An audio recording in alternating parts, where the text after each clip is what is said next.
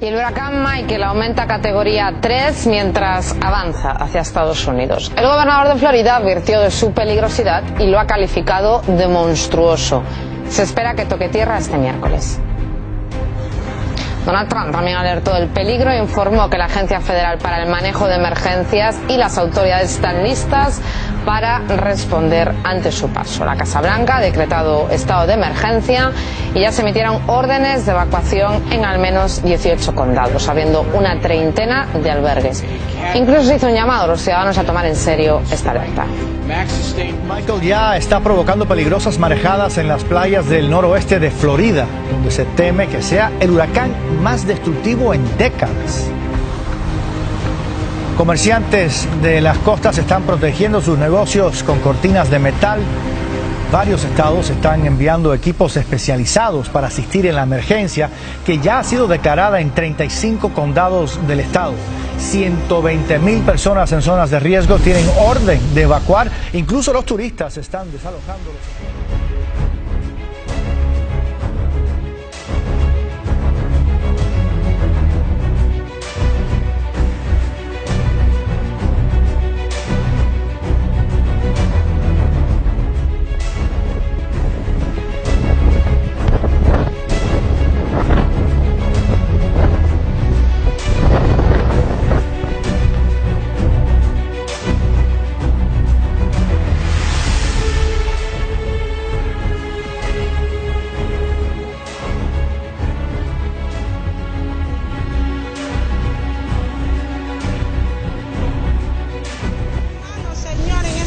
Señor, ay Padre eterno.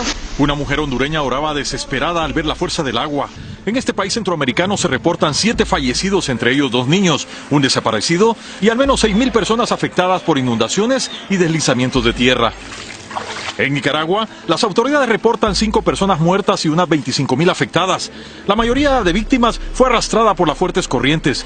Muchos nicaragüenses temen perderlo todo. Teníamos bastante chompipe, gallinas, nea, todo eso se perdió.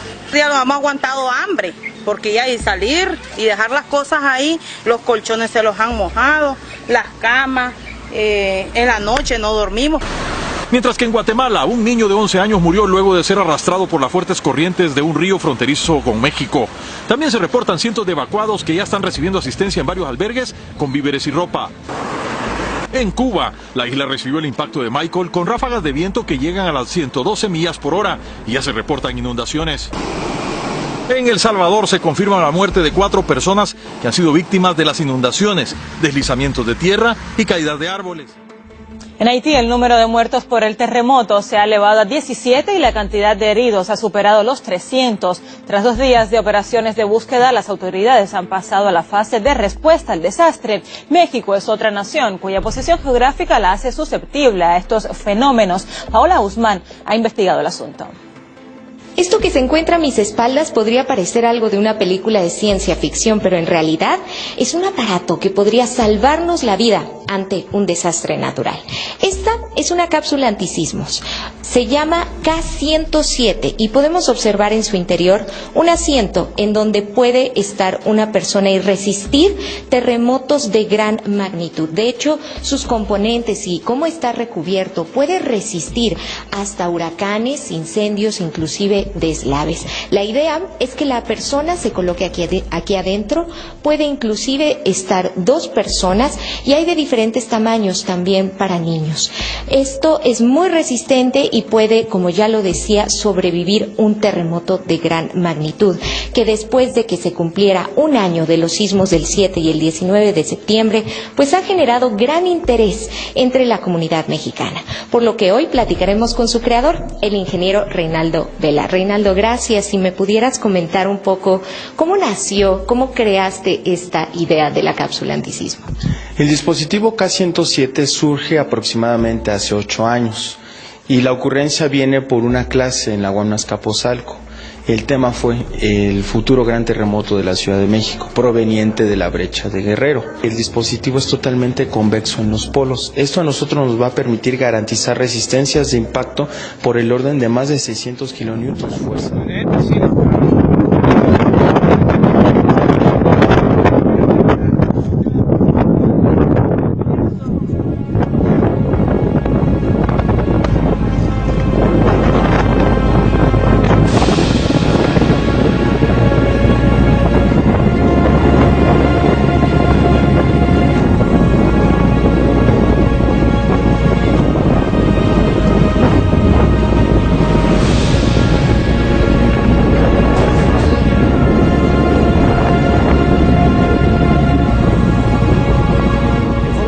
Monetario Internacional rebaja 1/10 su previsión de crecimiento para España este año, en línea con la desaceleración en Europa. El organismo advierte también de las consecuencias para la economía mundial de la guerra comercial entre Estados Unidos y China. Cristina Olea, Washington. Sí, muy poco optimismo en las previsiones del Fondo Monetario Internacional, sobre todo para los grandes países de la zona euro. La eurozona va a crecer en su conjunto 2 décimas menos de lo previsto, un decepcionante 2% según el FMI. España va a crecer un 2,7%, una décima menos de lo esperado. Además, el Fondo Monetario le lanza una advertencia a Estados Unidos, le avisa de que a largo plazo puede acabar siendo el gran perdedor de la guerra comercial que ha empezado con China. A corto plazo, esa espiral de barreras y de aranceles ya está frenando la economía mundial, lastrada también por la incertidumbre en torno a las economías emergentes y en torno al Brexit. Durante los últimos años los países emergentes han sido motor de la economía global, pero ahora han echado el freno. La primera señal de alerta la han dado sus monedas. En lo que llevamos de año se han hundido con respecto al dólar, donde más en Argentina y Turquía, pero también en Brasil, Sudáfrica o India. Una salida de capital que se explica porque el dólar se ha hecho fuerte. La Reserva Federal lleva 3 subidas de tipos de interés este año y los inversores buscan los bonos estadounidenses. Y eso es lo que hace que el dinero fluya, que el dinero salga de todos estos países emergentes a buscar rentabilidades más atractivas en moneda mucho más sólida. Para evitar que los inversores se marchen, estos países han subido en varias ocasiones los tipos de interés, pero el cortafuegos tiene un problema: dinero más caro es menos consumo y esto acaba frenando el crecimiento. Los expertos temen el contagio. Un, comportamiento negativo de estas economías podría anticipar, quizás en el medio y largo plazo, una ralentización de la economía global. El dólar fuerte les genera además otro problema a estos países. Están endeudados en dólares para financiarse, por lo cual les cuesta más caro y surgen las dudas sobre si podrán pagar esa deuda. Una situación que podría complicarse aún más, dicen los analistas, si China se resiente de la guerra comercial con Estados Unidos. El Fondo Monetario Internacional recortó el lunes sus proyecciones de crecimiento para América Latina, según su informe Perspectivas de la Economía Mundial.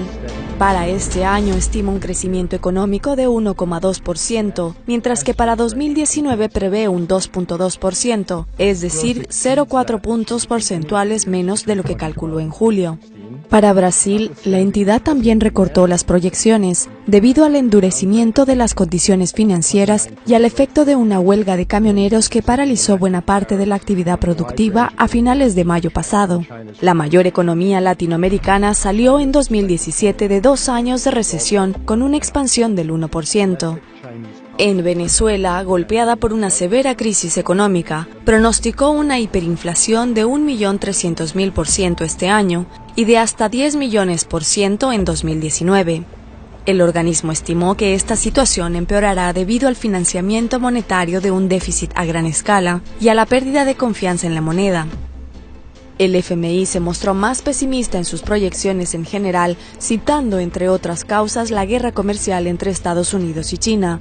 En ese contexto, revisó a la baja el crecimiento mundial a 3,7% para este año y el próximo, es decir, 0,2 puntos porcentuales menos que en julio. Respecto a las 2 mayores economías del mundo, Estados Unidos y China, mantuvo las cotas de crecimiento para este año, aunque en 2019 las recortó. Por primera vez la enfermedad del dengue se ha contagiado en nuestro país. El Ministerio de Sanidad confirma que 3 personas de una misma familia han sido infectadas. Eso podría haber ocurrido en Cádiz o en Murcia. Podrían haber contraído el virus que se transmite por una picadura de mosquito. Los 3 han sido ya dados de alta. Los 3 infectados estuvieron de vacaciones juntos en verano, momento en el que podrían haber contraído la enfermedad según el Ministerio de Sanidad. 2 viven en Murcia y son mayores de 60 años y el tercero, una mujer, en Madrid. El pasado jueves, el Centro Nacional de Microbiología del Instituto Carlos III confirmó que habían padecido dengue y que se habían infectado en España.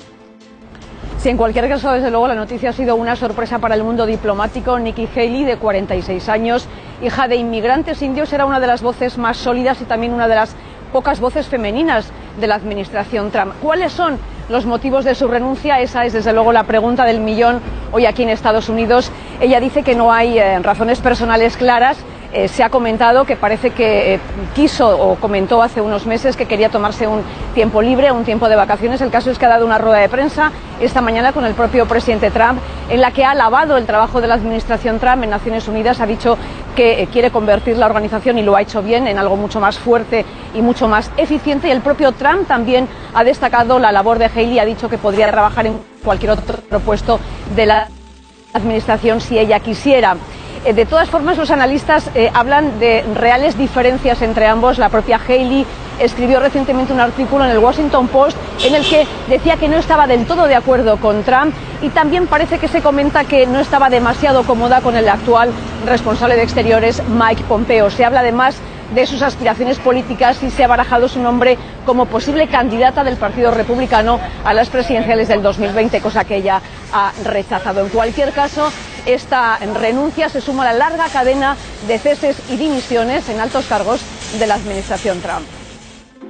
Y Kim Jong-un invita al Papa Francisco a visitar su nación, según ha informado la oficina presidencial de Corea del Sur. Moon Jae-in, que prevé reunirse con el clérigo la semana próxima, se encargó de hacer llegar la invitación, ya que Pyongyang no mantiene relaciones diplomáticas con el Vaticano.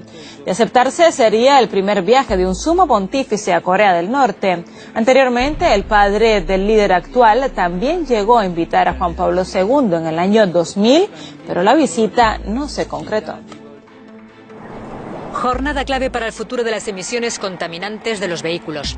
Los ministros de Medio Ambiente de la Unión Europea han llegado profundamente divididos a la reunión que se celebra en Bruselas. Alemania lidera el grupo de países que defiende un recorte más moderado con el objetivo de salvaguardar la competitividad de la industria automovilística.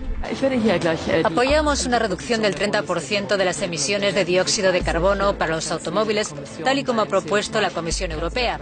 Y sabemos que no será fácil tras el informe de ayer de la ONU. Un segundo bloque de países, liderado por Francia, propone un recorte más drástico, reducir las emisiones de CO2 en un 40% de aquí a 2020. En el seno de la Unión Europea hay muchos países con una industria automovilística fuerte, explica el ministro francés de Medio Ambiente. Y es nuestro destino común conducir la automoción por esta senda. Debemos defender la capacidad de Europa para producir los coches eléctricos e híbridos del futuro, porque estas filiales ya se están desarrollando en otras regiones del mundo y principalmente en Asia.